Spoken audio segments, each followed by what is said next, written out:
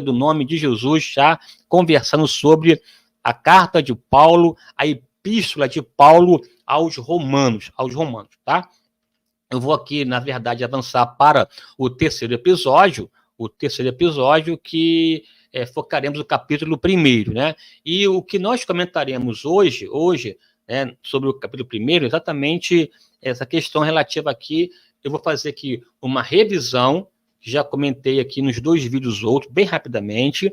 Aí sim, eu vou aqui apresentar o capítulo 1º, nessa introdução da carta, destacando Paulo e as suas credenciais, avançando Paulo e as suas preocupações, e Paulo e suas convicções. Eu vou aqui tratar até o versículo 17 da carta, e depois, então, porque eu sei que vou aqui me estender nessa questão, vou tratar a parte final do capítulo sobre a culpabilidade dos gentios. Então, aqui farei uma revisão sobre visão geral da carta.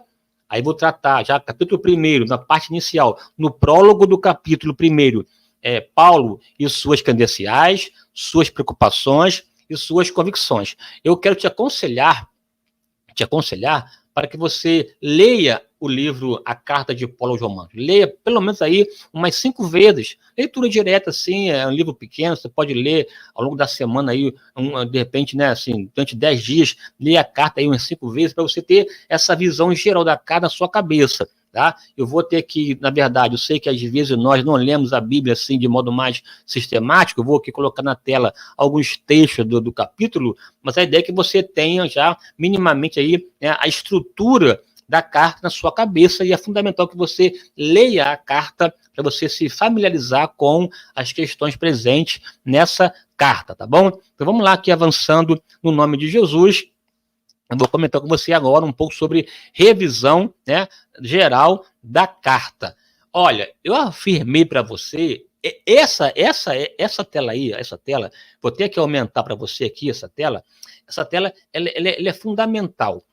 Ela tem uma estrutura que você precisa gravar isso, congelar isso na sua cabeça, porque aqui, quem consegue ter essa visão aqui e a partir da estrutura que está aqui na sua tela, você conseguir entender a carta, você consegue dividir e evitar muitos problemas em termos interpretativos da carta. Veja, ela tem 3 seções principais.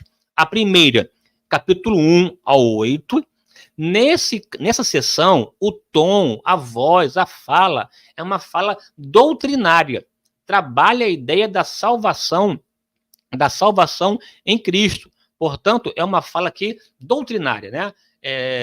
Cuja doutrina tem a ver com a salvação, com a justificação, regeneração, novo nascimento, pecado, e culpa, e perdão e tal. É um tema em que você entende a questão doutrinária. Nessa sessão, qual é o jogo, qual é a fala?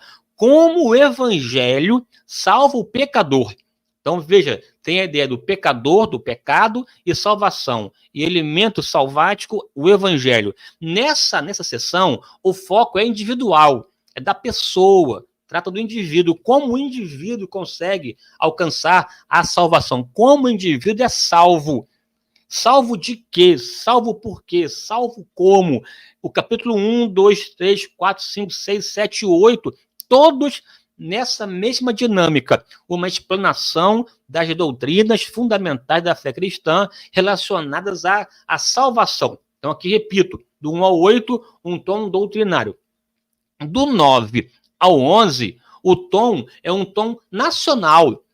Veja, do 9 ao 11 não vai tratar de indivíduos, de pessoas, mas sim da nação. Portanto, ali, do 9 ao 11, que é um tom em que enfoca, que aborda, inclusive, a soberania de Deus, que é um tema assim, periclitante na abordagem, compreensão e interpretação de aos Romanos. Ali, do 9 ao 11, não está tratando dessa eleição ou predestinação de indivíduos, não está tratando de Deus endurecer o coração, amolecer o coração de pessoas. O foco, a análise é sobre a nação de Israel, em que conta o passado, o presente e futuro da nação de Israel. Portanto, o olhar é um olhar macro, não um olhar micro, pessoal. Quem interpreta o capítulo 9, 10 e 11, e aplica para a pessoa, para o indivíduo, incorrerá num erro interpretativo, porque esse bloco tem a ver com a nação de Israel, com a nação como um todo.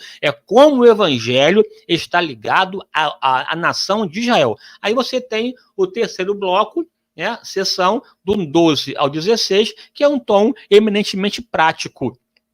Como o evangelho influencia a conduta das pessoas. Portanto, essa prática na igreja, na família, na sociedade, o evangelho enquanto estilo de vida manifesto, porque quem é salvo, né, reflete a salvação a partir da sua prática, do seu comportamento, viu? Então, você que está aqui conosco, você vai aprender, eu vou esmiuçar isso ao longo aí de quase 10 vídeos, e você vai aprender para a glória de Deus. Acabou de chegar aqui a irmã Raquel Jesus, a paz de Cristo, irmã Raquel. Vamos lá, avançando aqui, seja muito bem-vinda no nome do Senhor. Vamos lá, em nome de Jesus. Veja, nesse bloco aqui, ó, eu estou na primeira sessão, né? Como o evangelho salva o pecador. Na sessão do 1 ao 8, como o evangelho salva o pecador, você tem o pecado, eu vou explicar o que é pecado para você, e a necessidade da justiça. Como vencer as agruras, o mal ou os males do pecado. Como alcançar a justiça. E em que sentido significa a ideia de justiça? Portanto, a necessidade que é indispensável para a salvação, que é a justiça. Capítulo 1, do 18 ao 3, 20, você vai entender aqui a necessidade do pecador ser justificado. É pecador e precisa de justificação. Aí você tem, ó, os gentios são culpados, do versículo 18 ao 32 do primeiro capítulo, os judeus são culpados, do 2 ao 3, e o mundo todo é culpado, do 3 e 20, porque todos pecaram e destituídos estão da glória de Deus. Então veja, capítulo 1, 2, 3, coloca todo mundo debaixo do pecado. E aí entender, explicar o que significa estar debaixo do pecado. E todo pecador precisa de uma justificação. Como ele alcança essa justificação? Alcança pelo seu braço, pela sua força, a sua capacidade, para aquilo que ele faz? Não. Paulo diz que é por aquilo que Deus faz. Não tem a ver com o que eu faço, mas sim com o que Deus fez em Cristo Jesus. Aí você vai entrar, né, num outro bloco. Paulo afirma que todos pecaram, mas Deus justifica esse pecador em Cristo. Ele começa agora a explicar, a argumentar o que ele acabou de afirmar no 3, né? E nessa afirmação, ele vem, salvação, a declaração da justiça. Ele justifica essa salvação, declarada no final, ele justifica, ilustrando a vida de Abraão. Eu vou te explicar em que sentido Abraão serve de padrão, de mensagem primeira da salvação, enquanto mensagem protocolar para nós, né? Enquanto um protótipo salvático. No capítulo 5, ele desenvolve a justificação, é explicada em Adão. Veja, 1, 2 e 3, todos pecaram. No finalzinho do 3, ele afirma que Deus em Cristo justifica. Então ele vai justificar, vai argumentar a partir de Abraão no 4 e vai avançar a partir de Adão, num paralelo de Adão com Jesus. Jesus segundo Adão, desenvolve o seu raciocínio. E depois, do capítulo 6, 7, 8, que é o próximo slide, no 6, 7, 8, você encontra, né, assim, a santificação, a defesa da justiça. Enquanto do 1 ao 3 tem a ver com o pecado, do 4 e 5 tem a ver com a salvação e a sua argumentação, o 6, 7 e 8 tem o processo de santificação. Quem é salvo se santifica. Então ele vai desenvolver, o salvo é livre da carne, capítulo 6, é livre da lei, no 7, é livre no espírito para fazer a vontade de Deus. Até aqui, o primeiro bloco, a primeira seção relacionada à salvação. Então, ele avança aqui no segundo bloco, que é a soberania, a recusa da justiça por Israel, as riquezas de Israel no passado, no presente e futuro, 9, 10 e 11. Aí, então, você tem a última seção, que tem a ver com o evangelho, que influencia a conduta, serviço, a demonstração da justiça na igreja, sociedade e para com o cristão mais fraco do 14 e 15. Então ele fecha o 16 com as saudações finais para as igrejas que eram em casas, né? Se reuniam em casa, ele então vai saudar, cumprimentar, fechando, portanto, né, nesse epílogo da carta aos Romanos. Bem, já está aqui para você um quadro genérico, geral, um resumo das aulas que nós já vimos da 1 e 2. Aqui avançando para a glória de Deus. Vamos lá. Pois bem, a minha ideia aqui hoje é comentar com você o capítulo 1. Eu vou ler com você aqui, o versículo 1 ao 7, do 1 ao 7, e comentar contigo aqui rapidamente do 1 ao 7. Na sua tela aqui, tela cheia, Romanos, capítulo 1, versículo 1 ao 7. Diz assim o texto sagrado: Paulo, servo de Jesus Cristo, chamado para apóstolo, separado para o evangelho de Deus, o qual antes havia prometido pelos seus profetas nas santas escrituras, acerca do seu filho. Veja, evangelho de Deus, acerca do seu filho, Jesus. Quem é Jesus? Quem é esse filho? Que nasceu da descendente de Davi, segundo a carne, declarado filho de Deus. Aqui, esse filho aqui, é filho poderoso, filho eterno. Não é filho pequeno, é filho na sua inteireza. Filho de Deus em poder, segundo o Espírito de santificação, pela ressurreição dos mortos, Jesus Cristo, nosso Senhor, pelo qual, olha só que interessante, né? O versículo 1, evangelho de Deus, no 2, o qual, evangelho, veio acerca de Jesus, que é o Filho, né? Pelo qual, por Jesus, recebemos a graça. Então, veja aqui, ó, evangelho de Deus, Jesus, e que através deles recebemos a graça. E o apostolado para a obediência da fé entre toda a gente pelo seu nome, entre as quais sois também vós, chamados para seres de Jesus Cristo, a todos os que estáis em Roma, amados de Deus, chamados santos, graça e paz de Deus, nosso Pai e do nosso Senhor Jesus Cristo. Amém. Aqui comigo agora aqui, isso, veja, que interessante. Uma carta poderosa que eu vou aqui agora dividir, não tudo, mas uma parte dessa perícope com você a partir de agora. Aqui, primeira coisa, Paulo nessa carta apresenta as suas credenciais. É normal, numa epístola, como antigamente, né, o remetente como diz assim, né, se apresentar, né, dar as suas marcas. E normalmente não se fazia de modo tão assim detalhado, mas como muitos Paulos existiam no contexto de Paulo, aqui ele faz questão de estabelecer algumas distinções e até aprofunda nessa apresentação. Paulo estabelece as suas credenciais, as suas qualidades. E, para nosso espanto, uma qualidade que Paulo aqui comenta é essa, né? Paulo, servo de Jesus Cristo, chamado para apóstolo, separado para o evangelho de Deus. Primeira coisa que o Paulo apresenta, ele, Paulo, servo de Jesus Cristo.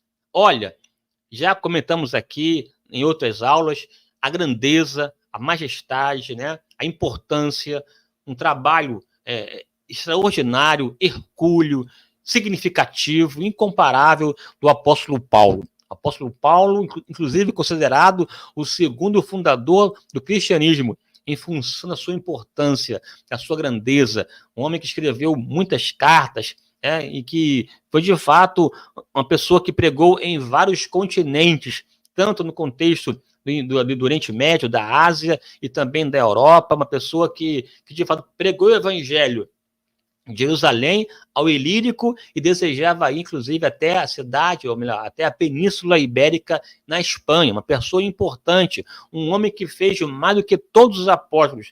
E ele aqui não traz para si a arrogância, a soberba, a altivez de pensar, eu sou, eu posso, eu faço, eu tenho, sou o cara, sou o bambambam. Não, Paulo nunca perdeu de vista quem ele era na verdade. Ele não passava de servo de Jesus Cristo. Até quando o apóstolo Paulo defendia com veemência o seu apostolado, descrevi que trabalhou mais do que todos eles, todavia não eu, mas a graça de Deus que habita, que trabalha em mim.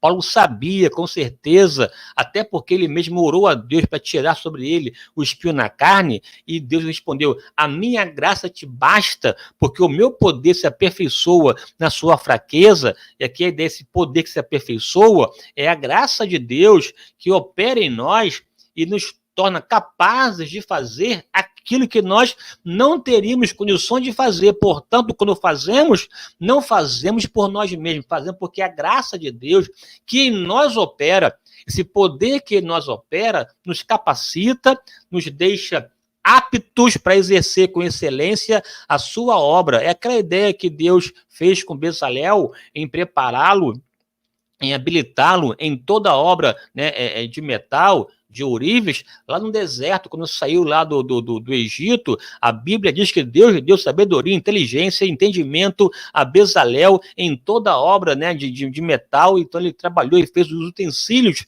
do templo, que foi para o templo, de modo assim muito habilidoso, mas porque Deus o capacitou. E aqui o apóstolo Paulo não tem essa arrogância, essa prepotência de pensar que é alguma coisa. Ele bem sabia que ele trabalhava, um plantava, outro regava, mas quem dá o crescimento é Deus. É uma loucura, é uma insanidade quando alguém pensa que é capaz, que pode, que não faz, que faz, e não atribui a Deus a sua glória. Paulo mesmo afirmou: se alguém deseja se gloriar, glorie-se na cruz de Cristo. Paulo afirmou com clareza: quer comais, quer bebais, ou façais qualquer outra coisa, fazeis tudo para a glória de Deus. Paulo é um exemplo para mim, para você, na questão aqui da sua credencial, servo de Jesus Cristo. A palavra aqui, servo, que Paulo usa, é aquela palavrinha doulos, que tem a ver com, de fato, um escravo, em que abriu mão da sua vontade própria. Um escravo que não tem vontade própria, que é uma propriedade do seu senhor, e que, portanto, a única razão de existir, de ser de um escravo, aqui, inclusive no contexto romano, é muito comum, né, ter essa ideia da escravatura no contexto romano, não como uma questão vinculada à cor da pele, mas por outras questões em que se faziam escravos, seja por dívida ou por subjugação bélica, enfim, né, e o escravo não tinha vontade própria. Paulo livremente se coloca como um servo de Jesus Cristo, um doulos, alguém que decidiu abrir mão da sua vontade própria para fazer valer a vontade do seu Senhor, do seu Criador. Esse apóstolo Paulo, que antes perseguia a igreja com veemência e que respirava perseguição, teve um encontro pessoal com Jesus. Ao ter um encontro com ele, se reportou: Senhor, quem és? E ele respondeu: eu sou Jesus, a quem tu persegues. Duro és para ti recalcitrar contra os aguilhões. E a partir daquele momento da sua conversão, Paulo entendeu que não passava de servo, né? Num ato de devoção, Paulo tornou-se escravo de Cristo para lhe servir e fazer a sua vontade. A minha oração aqui inicial é que você possa despir-se do velho homem, da arrogância, da soberba, e vestir e se revestir também do novo homem, para que vive em novidade de vida, e vida esta para a glória de Deus. O apóstolo Paulo mesmo afirmou no final da sua vida, depois de gastar a sua energia, a sua robustez, a sua capacidade de pensar, refletir, de fazer na obra de Deus, oferecendo-se como libação, né, no altar do Senhor, porque ele mesmo disse que é como sacrifício vivo, santo e agradável a Deus. Se lançar sobre ele, ele afirmou: combati o bom combate, acabei a carreira e guardei a fé. Agora sou oferecido como libação diante do Senhor. É a sensação de dever cumprido, porque decidiu servir. Eu não tenho a minha vida por preciosa, porquanto que eu faça a vontade daquele que me chamou. Não vivo mais eu, mas Cristo vive em mim. E a vida que eu vivo na carne, vivo na fé do Filho de Deus, que a si mesmo se entregou por mim. Que eu e você saibamos o valor e a importância de sermos servos. Servo de Jesus Cristo. Servo bom e fiel. Porque o servo bom e fiel, com certeza, granjeia, multiplica, realiza e, ao final, tem recompensa. entra no gozo do teu Senhor. Servo bom e fiel, foste fiel no pouco, sobre o monte colocarei, portanto, entre no gozo do seu Senhor. Aqui Paulo se apresenta como Paulo, o servo. E aqui, inclusive, tem uma marca também de outros, né, homens importantes. O próprio Judas, irmão do Senhor, ao escrever a sua carta, também Judas, irmão do Senhor, servo de Jesus. Da mesma forma, também o próprio Tiago, irmão do Senhor, sempre se apresentando como servo. Hoje em dia, há uma tendência das pessoas em querer, né, se apresentar como grandioso, é o patriarca, é o bispo primaz, é não sei o quê, enfim, você pega lá os títulos do próprio Papa, é uma quantidade enorme de títulos, enfim, uma questão assim, realmente complicadíssima, e Paulo se apresenta como Paulo, servo de Jesus Cristo. É importante você saber a sua posição. E a posição de servo é a melhor. Fala, Senhor, porque o teu servo ouve. E avança. Além de se apresentar enquanto servo, também afirma, chamado para apóstolo. Ele se coloca como servo e como apóstolo. Esse apóstolo aqui é o enviado, é o representante. É muito comum no contexto antigo, os imperadores enviar os seus enviados dotados, né, imbuídos, investidos de autoridade, de poder delegado, mas um enviado, um mensageiro, alguém que fala em nome de outrem, cuja autoridade, o poder, não lhe é próprio, mas é delegado. Um apóstolo, um enviado, aqui que Paulo utiliza aqui, né? Esse que foi enviado por Deus e, portanto, o mensageiro dele, aqui reflete e destaca também a consciência, né? A consciência do seu ministério, a consciência da sua chamada, a consciência da sua posição, do seu trabalho, da sua responsabilidade. Um enviado, um representante, portanto, deve representar com galhardia, com excelência, com primor, com robustez. É como de fato um embaixador de Cristo na terra. Aqui o apóstolo Paulo se põe como: eu sou um representante de Jesus, eu sou enviado dele às nações. Aqui o apóstolo dos gentios, com muita clareza, você não pode menosprezar a sua posição, menosprezar o que Deus te enviou. Tenha consciência da sua chamada, do seu ministério, porque você precisará de tal consciência para enfrentar as agruras da vida e as dores de uma pessoa chamada para fazer a vontade de Deus com excelência. Aqui Paulo se põe como servo, mas também como apóstolo. Além disso, também, ele se põe como um pregador, né? Um pregador, um separado do evangelho, um pregador do evangelho, chamado apóstolo, separado para o evangelho. Aqui uma coisa importante: pregador separado aqui, né? Até aqui uma brincadeirazinha, uma provocação para você. Aqui a palavra separado é a mesma que fariseu. Fariseu do evangelho. É como se Paulo fosse um fariseu do evangelho, porque ele foi, assim como um fariseu era separado para a lei, aqui o fariseu separado para o evangelho. Deus me escolheu, Deus me salvou, me separou para quê? Para o evangelho. Para o evangelho. Eu vou ter que te explicar depois, né, o que vinha a ser esse evangelho, mas aqui, sem entrar agora em miúdos, né, eu fui chamado, separado para viver, para pregar, para difundir, para anunciar o evangelho. Paulo, ao longo da sua vida, se misturou com o evangelho. Paulo se permitiu ser dominado pelo evangelho, envolvido, impactado, transformado pelo evangelho. Paulo respirava o evangelho, porque Paulo foi salvo por ele. Ele sabia que o evangelho é o poder de Deus que salva o pecador. Ele sabia que o evangelho liberta o homem das trevas e o transporta para o reino do Filho do seu amor. Paulo, o tempo todo, sempre atrelou a sua fala, o seu discurso, a intenção maior, que é a pregação do evangelho. Não tinha uma outra função, uma outra preocupação, senão pregar, ensinar e viver o evangelho. Aqui ele fala evangelho de Deus, evangelho de Cristo e o meu evangelho.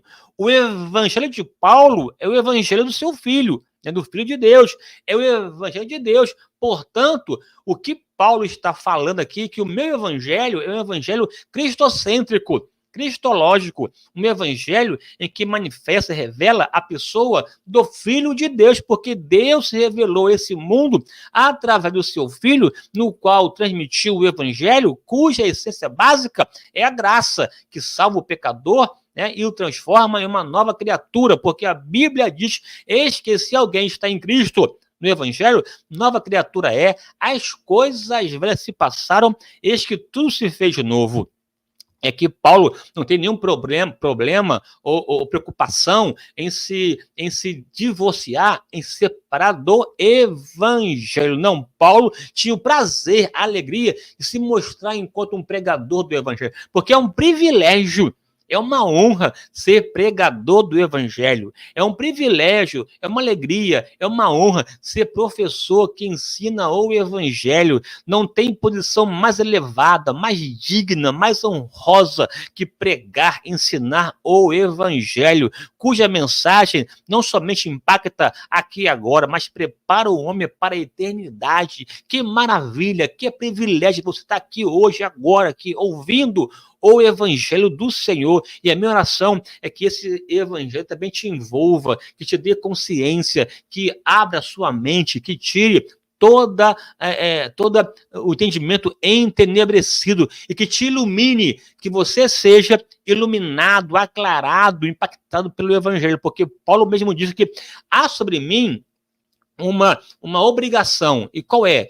Pregar o evangelho. Jamais Paulo se furtou ele não tinha vergonha do evangelho, porque eu não me envergonho do evangelho de Cristo, porque as pessoas às vezes, né, até se aproximam de Jesus e tal, são amigas do evangelho, mas na hora H titubeia, na hora H não tem firmeza, não tem aquela consistência. Não, Paulo não tinha problema. Ele se apresentava, eu sou o pregador, diga ao mundo, diga às nações.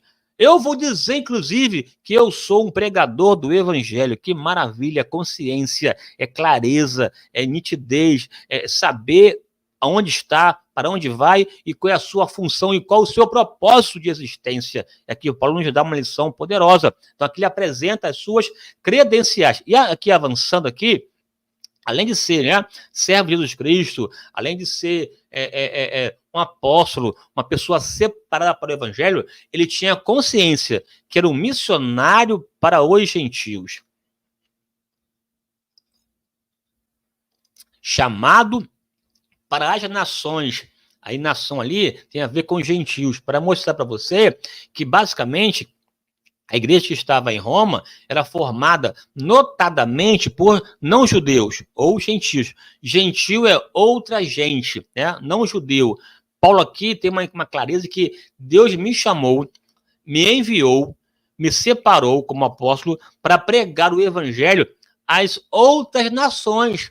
Não ficar preso, circunscrito à questão judaica, ao contexto judaico. E veja que Paulo teve uma formação primorosa no contexto judaico, né? Ele foi educado aos pés de Gamaliel, nasceu em Tarso, na Cilícia, no contexto, né? No contexto ao norte, inclusive da Síria. Lá ele foi, na verdade, desenvolveu, nasceu lá e lá obteve a cidadania romana, mas foi educado, criado, ensinado, né, aos pés de Gamaliel. E nessa formação, ele se tornou o fariseu dos fariseus, uma pessoa zelosa, um homem que aprendeu a cultura judaica, aprendeu toda a visão judaica, mas como a sua formação foi uma formação ampla, também conhecia a miúdo o mundo helênico, o mundo grego, né? Porém, essa visão grega não enfermiçou a sua visão judaica, né? Ele soube com maestria interpretar, entender o Antigo Testamento e fazer essa ponte com o Novo a partir de Jesus, enquanto essa chave hermenêutica e interpretativa. Até aqui você leu comigo aqui no prólogo que o Evangelho de Jesus de Deus já manifesta os antigos, né, que apontavam para Jesus. Então ele pegou essa vida toda dele de judeu e refletiu no Antigo Testamento. Ele foi na Arábia, ficou lá 3 anos estudando, meditando, relacionando, até compreender, aprofundar essa revelação que ele tivera da pessoa de Jesus mediante, né, a leitura e a sua formação enquanto um judeu, enquanto um fariseu dos fariseus. Mas entendeu que Deus havia chamado para o mundo, o chamou para as nações. É assim que Deus faz. Deus chama alguém para atuar na sua família, na sua cidade, no seu estado, no seu país, mas também chama pessoas para atuar no contexto mundial. E Paulo era uma pessoa assim. Ele pregou no contexto da Palestina, mas pregou também na Ásia Menor, pregou na Europa, uma pessoa com uma envergadura, né, capacidade de comunicação e de interação transcultural, descomunal. Ele tinha consciência de que ele foi chamado para os gentios, enquanto um apóstolo dos gentios, ele está aqui se colocando como: eu tenho autoridade para escrever para vocês que estão em Roma, porque Deus me levantou como um apóstolo para os gentios, portanto, envolve a vida de vocês. Eu tenho credibilidade, eu tenho autoridade dada por Deus para poder intervir e ajudar, e somar, e cooperar, e compartilhar dons com vocês, para que vocês também venham aqui serem edificados enquanto uma voz apostólica. É importante atentar aqui que a igreja cristã, ela tem muitas marcas, dentre elas a marca da apostolicidade, né? A voz apostólica, e aqui se coloca e se reporta a Roma e avança nessa colocação importante sobre o seu papel enquanto missionário, um enviado aos gentios, né? Para a obediência da fé entre as nações todas, né? Ou seja, obediência e fé, porque fé e obediência são palavras que não se separam. Quem tem fé, obedece. E quem obedece, tem fé. Não se pode obedecer sem fé ou ter fé sem obediência, porque fé e obediência é alma e corpo e alma, que estão entrelaçadas. Quem tem fé, obedece. E quem obedece, manifesta a sua fé. É a ideia da obra e da fé. Aqui, Paulo aqui vincula: Deus me chamou. É que é importante aqui destacar como o Paulo repete aqui as palavras, né, o verbo chamar. Chamados para apóstolo, chamado para sermos de Cristo e chamado para sermos santos. Aqui chamado, né, o Kalel, né, esse kletos, Deus em Cristo Jesus, mediante o poder do Espírito Santo, falou ao nosso coração. E ouvimos o seu chamado. Ele nos chamou, nos convocou. E nesse chamado, eu entendo que não devo endurecer o meu coração. E por conta da experiência que eu tive com Cristo, e ouvi o chamado para ser uma pessoa enviada, para ser de Cristo e para ser santo, porque quem é chamado pelo Espírito para ser de Cristo, automaticamente é chamado para ser santo. E com base no chamamento divino, na experiência que tive, diabo, o mundo, a carne, problema, adversidade, tribulação, não irão me separar de Cristo, porque ele me chamou. Eu ouvi a sua voz instalou no meu ouvido, insuflou no meu coração, permeou a minha alma, de sorte que eu sou uma pessoa chamada por ele, porque ele me ama. Deus veio ao meu encontro e me chamou. Eu atentei para o seu chamado e estou na sua presença, e nem espada, nem fome, nem angústia, nem peste, nem anjo, nem o presente, nem o porvir, nada me separar dessa voz que me chamou, essa voz do bom pastor, que se reporta às suas ovelhas, e nós somos dele para a glória de Deus. Quem concorda, diga amém, diga aleluia. Maravilha. Também está aqui conosco o nosso amigo pastor Edvanir Fernandes, né? Isso, profeta Gilson, que bênção. Fala, profeta! Maravilha, meu amigo, meu irmão aqui, uma pessoa que Deus me deu enquanto amigo, e estamos aqui trocando informações juntos para a glória de Deus. Aqui, avançando nessa noite, em nome de Jesus. Além aqui da questão das suas credenciais, também Paulo manifesta as suas preocupações, né? É interessante, né? Que ele escreve, se apresenta e começa a pontuar questões importantes, né? Era grato a Deus por eles. Sou grato a Deus por vocês, porque em todo o mundo, né, aqui no mundo romano, em todo o mundo, é anunciada a vossa fé. Né? As pessoas sabem o que Deus está fazendo, né, na vida de vocês. Aqui, ó, tem gente vendo, tem gente observando. Né? Eu dou graças a Deus pela vida de vocês, porque a vossa fé é anunciada no mundo inteiro. Tem gente te vendo, te observando, analisando. Aqui, Paulo, aqui, ó, está dando informação para aquela igreja de que o mundo inteiro sabia, tinha noção de que pessoas em Roma estavam servindo a Jesus. E Paulo aqui já manifesta essa preocupação em destacar, em ressaltar, né, o fato de que somos observados pelas pessoas, né? Tem gente vendo aqui, Paulo que manifesta as suas preocupações, né? E também Paulo diz, eu oro por vocês. Aqui é interessante que ele aqui cita a oração várias vezes, né?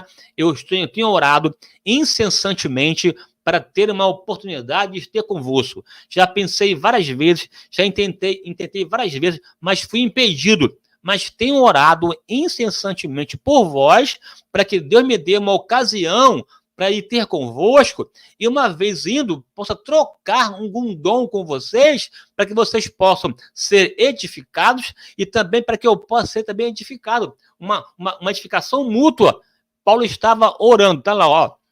Incessantemente faço menção de vós, pedindo sempre em minhas orações, que, em algum tempo, pela vontade de Deus, se me ofereça a boa ocasião de ir ter convosco. Ou seja, tem gente orando por você. Paulo aqui escreve e diz, ó, eu já estou um tempão orando incessantemente para ter uma oportunidade de ter convosco. Você nem sabe, nem tem noção, mas tem gente orando por você. Tem gente clamando pela sua vida.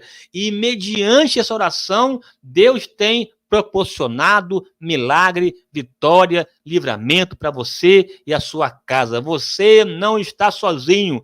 Deus sempre levanta alguém para orar por você. O Espírito Santo, ele intercede por nós com gemidos inexprimíveis, de sorte que você é alvo também da oração de Deus, né? A oração de alguém a Deus por você. Não se sinta abandonado. Você é fonte de oração para alguém.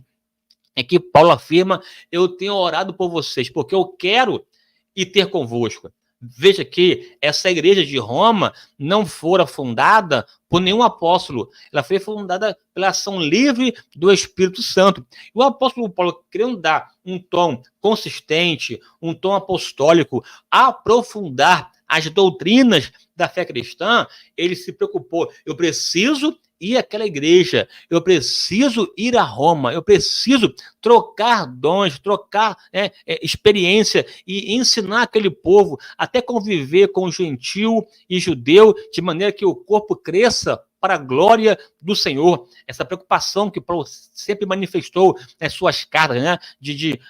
A vontade, a alegria e o gosto dele de ir para o céu, mas também envolvido em querer edificar, consolidar e confirmar as igrejas de Deus na terra, porque ele tinha uma preocupação com o corpo de Cristo. Paulo era um apologeta, um defensor, alguém que tinha uma experiência com Deus, que queria que a igreja fosse uma igreja forte, sadia, saudável, livre de enfermidade, livre de mazela. Então, ele queria passar por lá, queria ir para a Espanha, mas ter ocasião de estar com os irmãos. É interessante que ele até teve a oportunidade de ir a Roma. Pensou de muitas vezes, muitas maneiras, foi impedido, mas Deus o levou lá.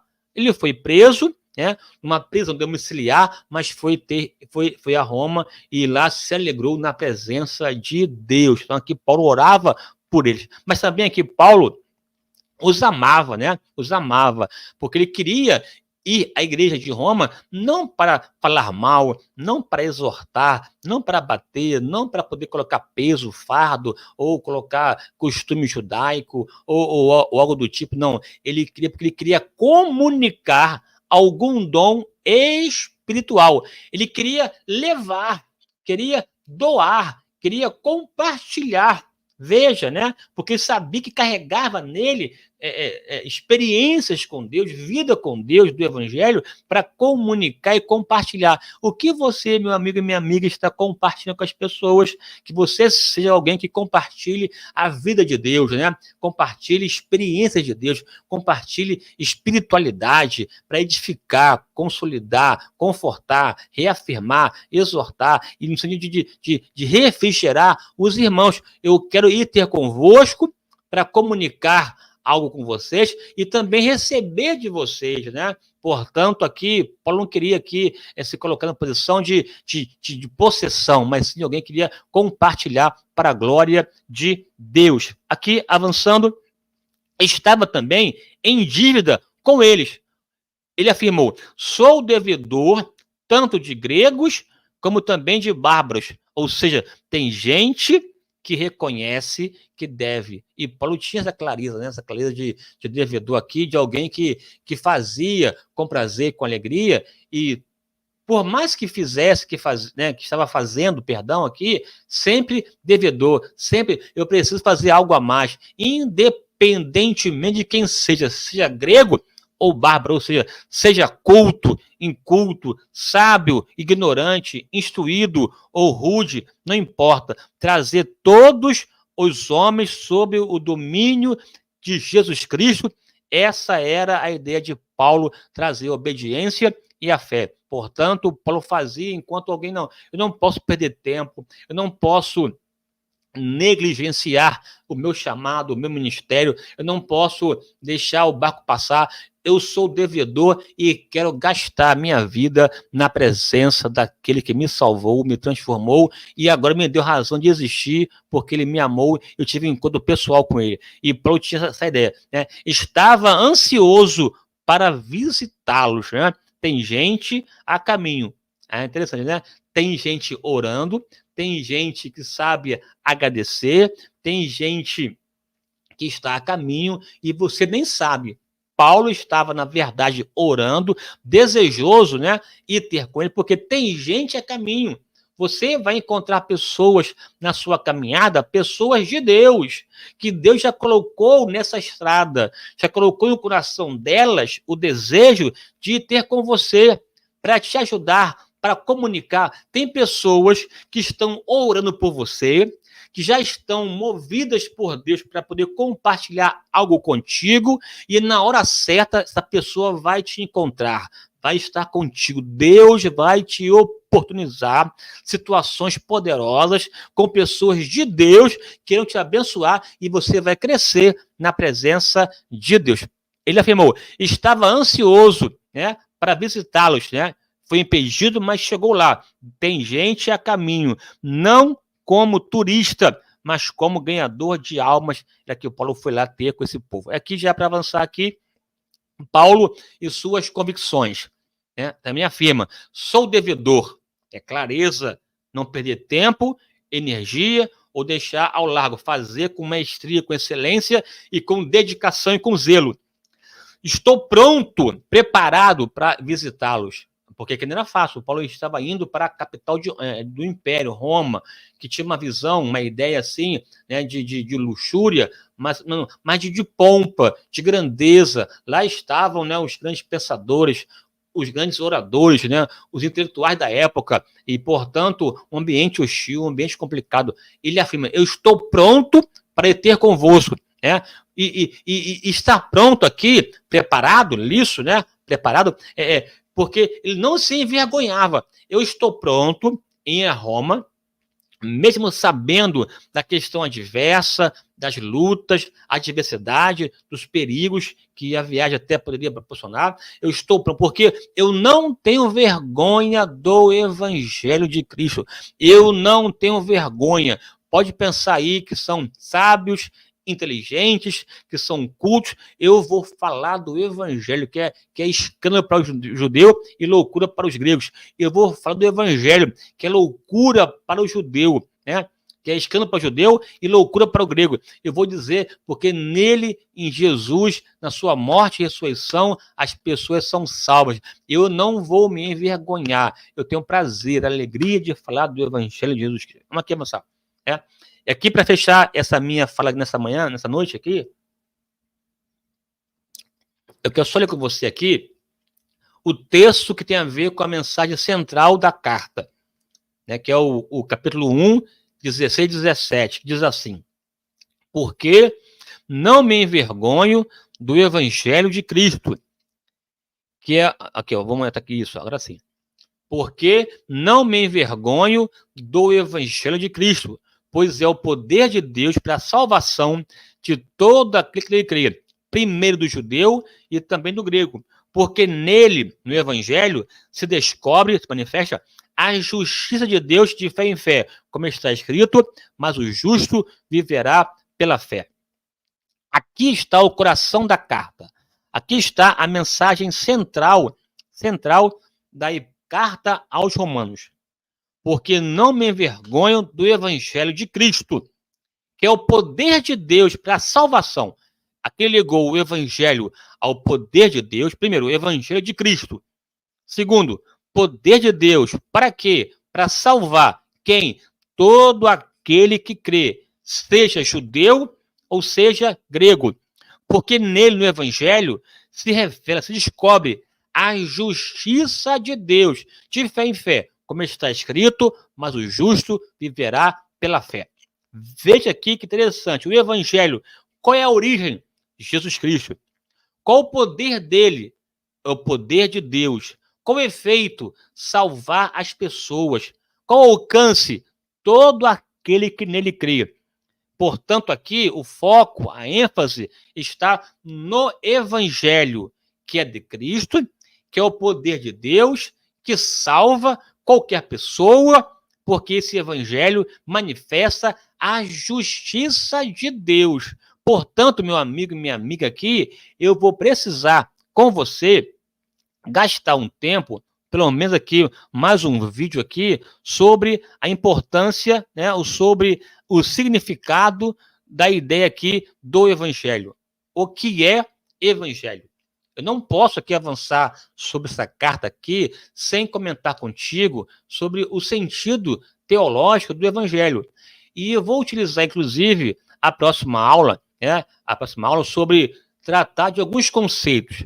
Tratar do conceito evangelho, do conceito carne, espírito, o conceito lei, o conceito pecado na carta aos Romanos. Porque senão não temos como avançar. O que é evangelho? Eu vou utilizar semana que vem uma aula para explicar para você o que é esse evangelho. Porque o evangelho é o poder de Deus. Porque no evangelho se manifesta a justiça de Deus. Porque nesse evangelho eu tenho que compreender de fé em fé.